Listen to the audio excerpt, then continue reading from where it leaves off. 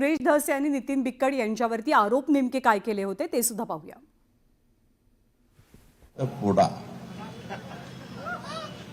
या बंगल्यावर आवाजा कंपनीचे अल्ताफ तांबोळी प्लस शुक्ला व इतर अधिकारी वाल्मिक आणि बिक्कड यांची बैठक झाली। बैठकीमध्ये डील 3 कोटीला फायनल झाली। आरोपी पळाल्याच्या नंतर यांचं जे गाव आहे फखराबाद तालुका वाशी इथं त्यांनी आरोपी सांभाळलेत किंवा तिथून पुढे पाठवण्यासाठी सुद्धा या बिक्कडनी मदत केलेली आहे। हा बिक्कड आज उद्या बहुतेक आतमध्ये सुद्धा जाऊ शकतो, त्याच्याबरोबर फोन आहेत सगळे। आणि वाल्मिक अण्णा कराड आणि धनंजय मुंडे यांच्याबरोबर किती वेळा कुठं बसलेले आहेत ते सगळं मी सांगण्याची काय गरज आहे, पोलीस तपासामध्ये येईल ना। आणि बिक्कड सारखा जो गुंड प्रवृत्तीचा माणूस आहे ज्याचं बरंचसं रेकॉर्ड आहे, अशांनी मला वाटतं मला शिकवण्याची आवश्यकता नाही। अल्ताफ तांबोळी साहेबांचं नाव घेतात, त्यांना घेऊन कधीही त्या बंगल्यावर गेलो नाही। मी 25 जूनला एक वेळेस त्या बंगल्यावर गेलो होतो, म्हणजे 1 ते 2 वेळेस गेलो होतो, पण ते माझ्या पर्सनल कामासाठी गेलो होतो। त्याचा व्हिडिओ पण आहे माझ्याकडे। ते माझं एक पर्सनल काम होतं धाराशिवच्या सीओकडे, ते ग्रामपंचायत, मी सरपंच आहे फकराबादचा, त्या संदर्भात मी कामासाठी गेलेलो आहे। पण खंडणी प्रकरणात जे तारखा दिल्या त्या प्रकरणात कधीही गेलेलो नाही मी। आणि राज्याचे उपमुख्यमंत्री अजित पवार आणि शिवसेनेचे आमदार संजय गायकवाड हे दोघेही जण त्यांच्या वक्तव्यांमुळे टीकेचे धनी बनलेत। दादा असोत किंवा संजय गायकवाड दोघांनीही आपल्या विधानांमधनं मतदार राजाचा अपमान केल्याचा आरोप विरोधक करतात। त्यामुळे मतदारांशी बोलताना या दोघांनाही आपला स्पष्ट वक्तेपणा आणि अघळपघळपणा नडला का याचीही चर्चा रंगतेय। तुम्ही साधं एक मत मला देऊ शकत नाही, फक्त दारू, मटण, पैसे 2-2 हजार दिले गेले मायला, 2-2 हजार 5 हजार याच्यापेक्षा झाल्यापेक्षा तुम्ही मतं दिली म्हणजे माझे मालक नाही झाला का सालगडी काय नाही मला। निवडणुका संपताच नेत्यांच्या बदललेल्या भाषेनं सगळेच आवाक झाले। ज्या मतदारांनी इमाने इतबारे मतं दिली त्यांचाच अपमान का हा सवाल अजित पवार आणि संजय गायकवाडांच्या वक्तव्यानंतर उपस्थित झालाय। मतं दिलीत म्हणजे तुम्ही मला विकत घेतलेलं नाही असं थेट मतदारांना सुनावणाऱ्या अजित पवारांनी पुन्हा एकदा वाद ओढावून घेतलाय। तर संजय गायकवाडांनी मतदारच विकले गेल्याचा आरोप केल्यानं त्यांच्यावरही टीकेची झोड उठते। हे दोनही नेते काय म्हणाले हे जरा कान देऊ नये का? अरे तुम्ही मतं दिली म्हणजे माझे मालक नाही झाला का सालगडी काय काय मला। आणि तुम्ही साधं एक मत मला देऊ शकत नाही, फक्त दारू, मटण, पैसे 2-2 हजार दिले गेले मायला, 2-2 हजार 5 हजार याच्यापेक्षा झाल्यापेक्षा। अजित पवार आपल्या स्पष्ट वक्तेपणासाठी परिचित आहे, पण कधी कधी त्यांचा स्पष्ट वक्तेपणा त्यांना अडचणी सुद्धा आणतो आणि मतदारांना उद्देशून त्यांनी केलेलं वक्तव्य सुद्धा आता वादाचं कारण बनतंय। अजित पवारांच्या विधानावरती सत्ताधाऱ्यांनी सारवासारव करण्याचा प्रयत्न केला तर विरोधकांनी मात्र टीकेची संधी सोडली नाही।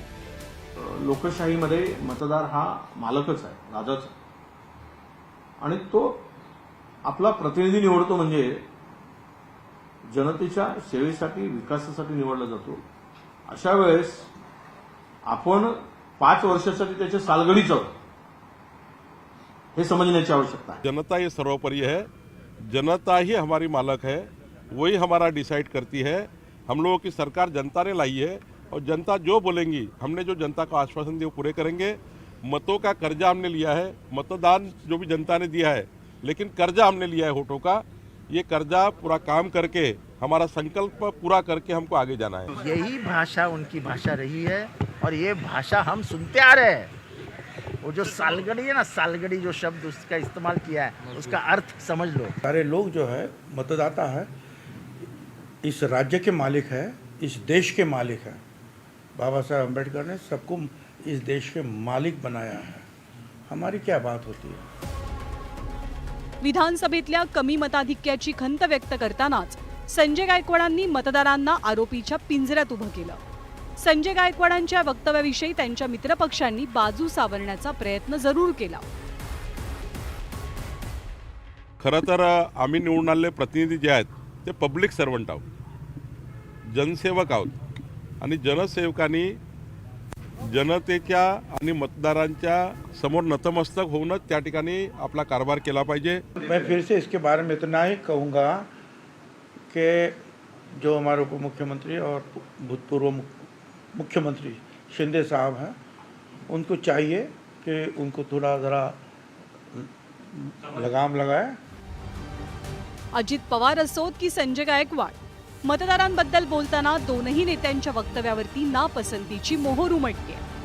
जो मतदार निवडणुकीपूर्वी राजा असतो तो निवडून आल्यावरती सर्वसामान्य कसा होतो याचाच रियालिटी चेक या दोनही नेत्यांनी आपापल्या वक्तव्यातनं दिल्याचं बोललं जातंय.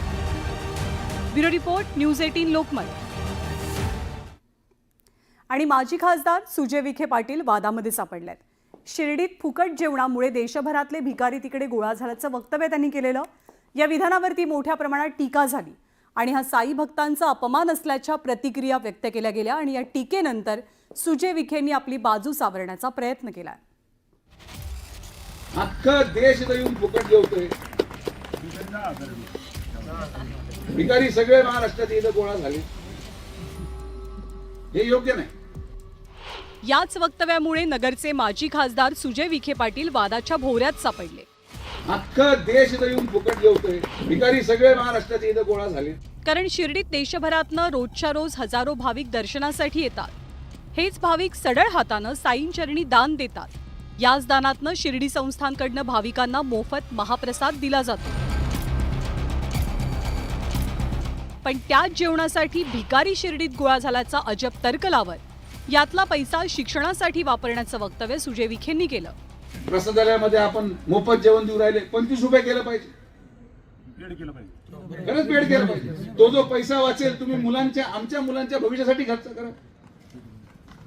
अख्खा देश येऊन फुकट जेवतोय, भिकारी सगळे महाराष्ट्रात इथं गोळा झाले.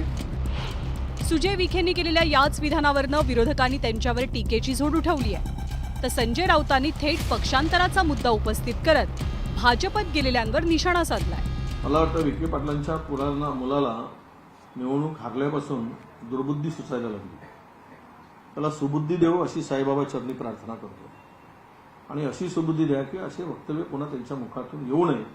ही प्रवरा ग्रामीण शिक्षण संस्था आणि पद्मश्री विखे पाटील शिक्षण संस्थेअंतर्गत जे तुमचे असंख्य युनिट चालतात त्यातल्या कुठल्या युनिटमध्ये तुम्ही आत्तापर्यंत गरजू आणि गरीब मुलांच्यासाठी मोफत शिक्षण व्यवस्था सुरू केली आहे? आधी स्वतः अंमलात आणा आणि मग इतरांना सांगा. भारतीय जनता पक्षामध्ये आज जे सगळे भिकारी गेलेले आहेत, आमच्याकडून, काँग्रेसकडून, राष्ट्रवादी काँग्रेसकडून, ते भिकारीच आहेत ना. वो भी भिकारी है, मैं मानता हूँ, वो भी भिकारी है. भ्रष्टाचारी सब बचाओ बचाओ बचाओ बचाओ, हमें कुछ दे दो, हमको बचाओ, खाने को दे दो, पीने को दे दो, प्रोटेक्शन दे दो, ये भी भिकारी है. जो बीजेपी में गए हैं वो सब भिकारी है, भ्रष्टाचारी है. आपल्या वक्तव्यावरनं हा सगळा गदारोळ उडाल्याच्या नंतर सुजय विखेंनी आता सारवासारव करण्याचा प्रयत्न केला.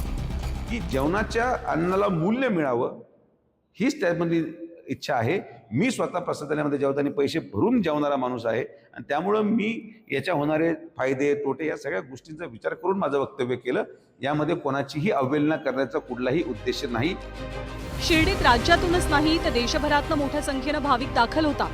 त्यामुळे भक्तांच्या श्रद्धेला तडा जाईल असं वक्तव्य करण्याऐवजी सबुरी पाळणं गरजेचं आहे. Bureau report, news 18 Lokmat.